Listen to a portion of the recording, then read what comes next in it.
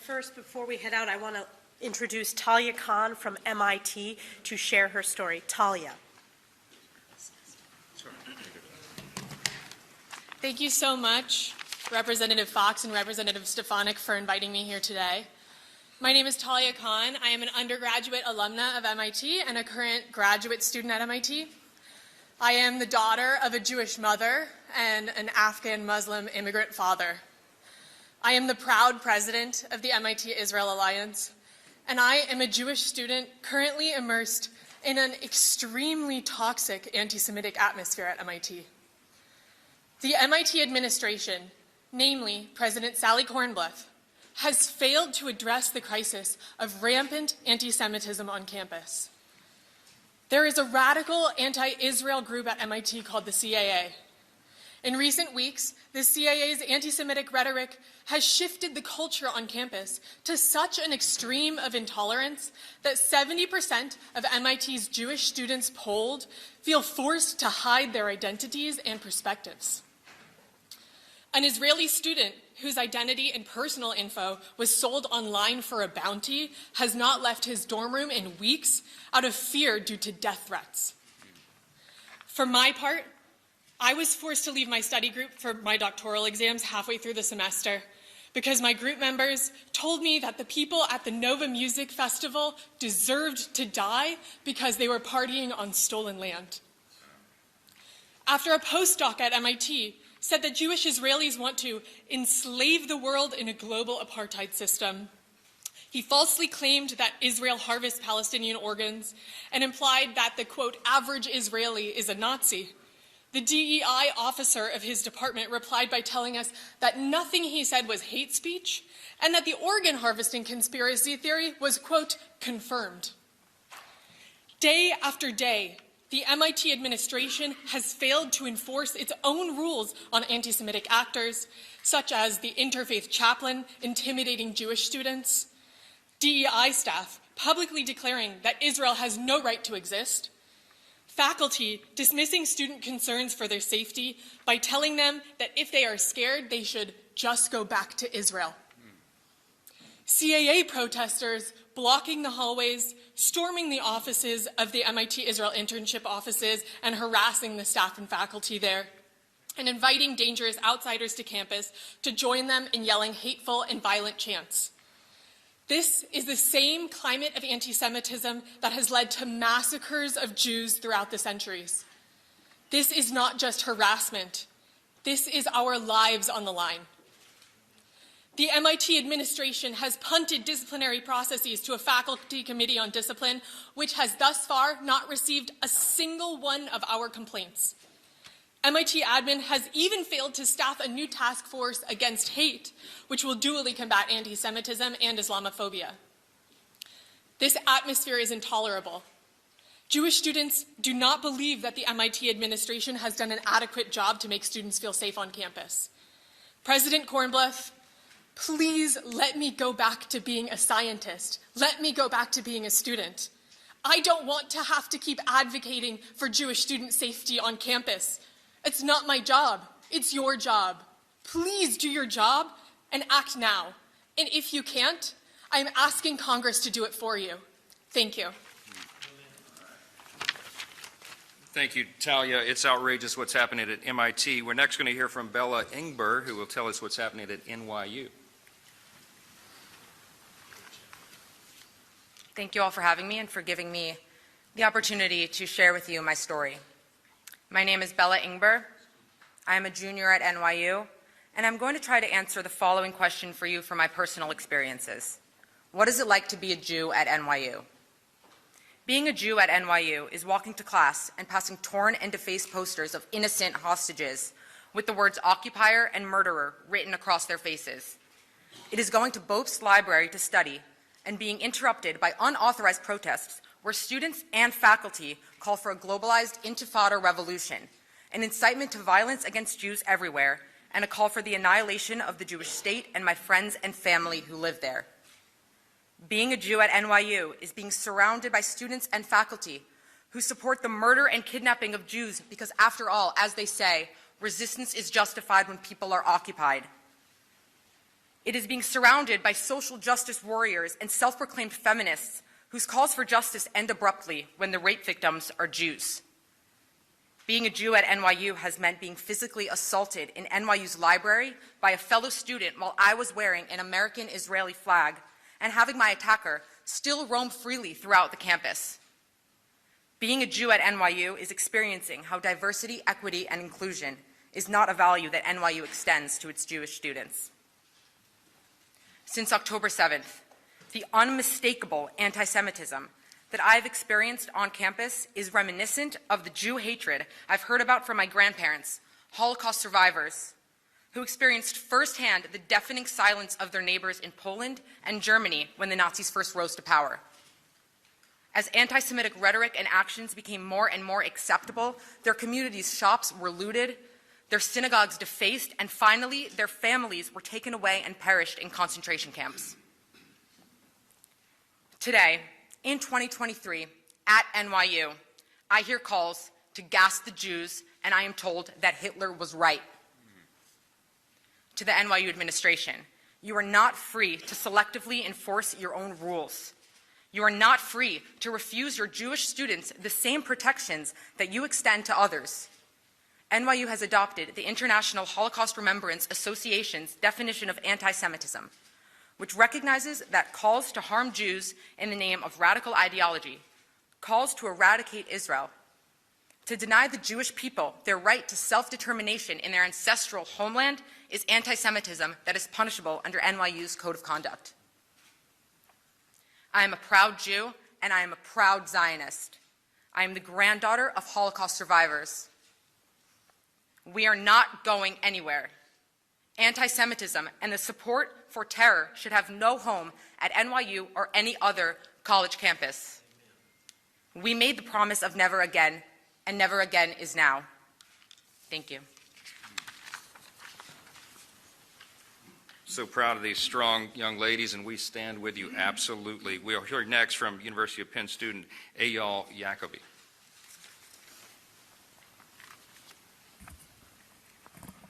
Well, I am both honored and thankful to be here. I should not be here today. I should be studying for my upcoming finals. I should be taking in every moment, every experience as an undergraduate student in my senior year of college. So while I should not be here today, I am. Because 36 hours ago, I, along with most of campus, sought refuge in our rooms, as classmates and professors chanted proudly for the genocide of Jews while igniting smoke bombs and defacing school property. The neighboring university's president immediately released a statement describing this as a brazen display of anti-Semitism. He went on saying, "Silence in the face of last night's demonstration of anti-Semitism and hate near our doorstep is not an option for me." Well, the doorstep of the neighboring university is in fact Penn. And in fact, Penn's president did choose silence. The neighboring university's president swiftly denounced the incident, and yet our president cannot. Because the glorious October 7th, and you're a dirty little Jew, you deserve to die, are words said not by Hamas, but by my classmates and professors. And because despite all of this, I am adamant and hopeful that we will not accept, least of all embrace, this horrific new normal on college campuses today. On October 7th, Israel was attacked. Since October 7th, American Jews have been under attack. My name is Yobe Yakobi, and I am a proud American studying at the University of Pennsylvania. I love Penn. I've wanted to attend this university since before I can remember. I'm here because the Penn I attend today is unrecognizable from the Penn I once used to know. Penn, once renowned for groundbreaking discoveries like the mRNA vaccine, is now a chilling landscape of hatred and hostility. Our university, revered for its pursuit of knowledge, has devolved into an arena where Jewish students tiptoe through their days, uncertain and unsafe. The situation at Penn has escalated into a full-blown crisis, with students openly asserting their intentions to proceed with plans with or without university permission. During COVID, strict guidelines governed everything from class attendance and graduation walks. Yet now, when students and faculty defy policies to intimidate Jewish students, where is the same resolute enforcement? For the past 3 weeks inside Houston Hall, our student center, an anti-Semitic headquarters has been erected with signs spreading Hamas propaganda. The organizers, both Penn-affiliated and not, were initially asked to leave as they are trespassing on campus property. Well, 3 weeks later, they are still sleeping there, and countless Jewish students have been harassed, yet the anti-Semitic dormitory remains. Clearly, both a disregard for school policies and permission to disregard them by a university unwilling to do anything. Not only are tensions palpable, but there have also been materialized actions taken to intimidate and harm students. A bomb threat against Hillel, a swastika spray painted, the Hillel and Chabad houses vandalized, a professor posting the armed wing of Hamas's logo on Facebook, a Jewish student accosted, "Jews are Nazis," etched adjacent to Penn's Jewish fraternity house. Why doesn't the university hold the perpetrators of such acts accountable? Is the university fearful that they may offend those who wish to intimidate and harass their fellow students? Penn's ambivalence fuels a crisis that has shattered my academic sanctuary. Policies meant to safeguard us have become hollow promises. And let us be clear, if they fail Jewish students today, tomorrow they will fail the rest of us. Nonetheless, I refuse to go back to 1939 when Jews had to hide their religious symbols and hide who they are due to the intimidation and harassment of us. I used to think this was nonsense, fear-mongering, until I was made aware that Penn recommended to students, quote, not wear clothing/accessories related to Judaism. Hundreds of posters mocking the hostages featuring cows instead of humans adorned Penn's campus 2 weeks ago. While on my way to class, I was greeted with chalk reading 90% of pigs are gas chambered. As a student, despite what my university says, I do not feel safe.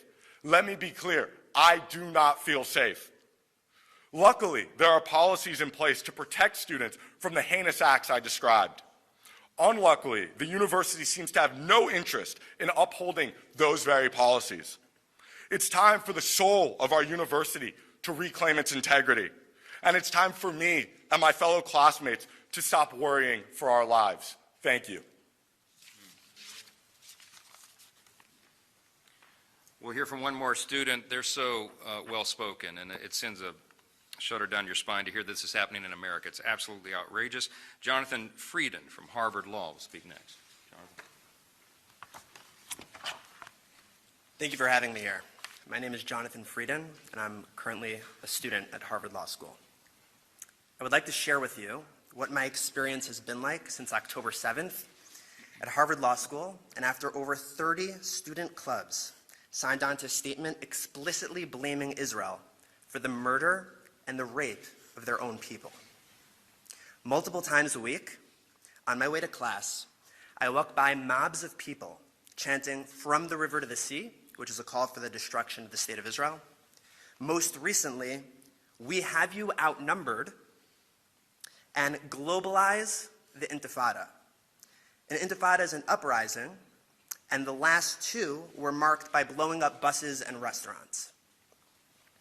One day a few weeks ago, I was in a study room in the law school while classes were going on, and a mob of 200 people, many of whom not only were not law students, were not Harvard affiliates, got into our building, marched down the halls chanting these phrases.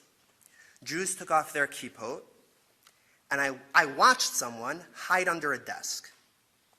Many of my friends ran up to the Dean of Students and DEI office, but they had locked their doors for their own safety. This was such a clear safety concern. It was also explicitly against school policy as it disrupted class. We heard nothing from Harvard. No email, nothing. I talk to my Jewish friends on campus every day. They tell me how afraid they are to go to class.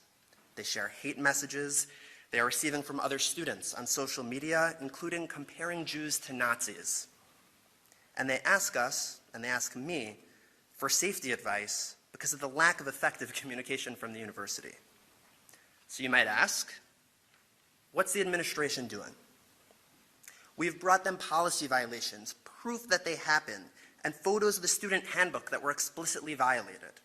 When they respond, if at all, responses are empty and meaningless. Responses such as, "We are aware of the situation." This is not how the university would treat other groups. We are happy that Harvard has created an anti-Semitism advisory board, but there is no transparency about what they do. They seemingly don't have executive power. They are certainly not accessible to students. I've personally asked to meet with them multiple times for weeks, and they have not responded to me. And no one knows what happens when you send them an incident report. We are not asking to limit free speech. We are asking the university to enforce their policies, to ensure safety and a climate conducive to education. The administration has asked us to abide by the rules, and we have unequivocally. It seems more and more that this rule only applies to Jews, as broken rules are not being enforced or outwardly reprimanded. I want to be clear. This is not just about the Middle East. This is anti-Semitism, right here, in our homes, on our campuses. It is dangerous. It is going unchecked. And everyone that does not join to put a stop to it is part of the problem. I am asking, as I have been, do something. Protect Jewish people. Protect your students. Thank you.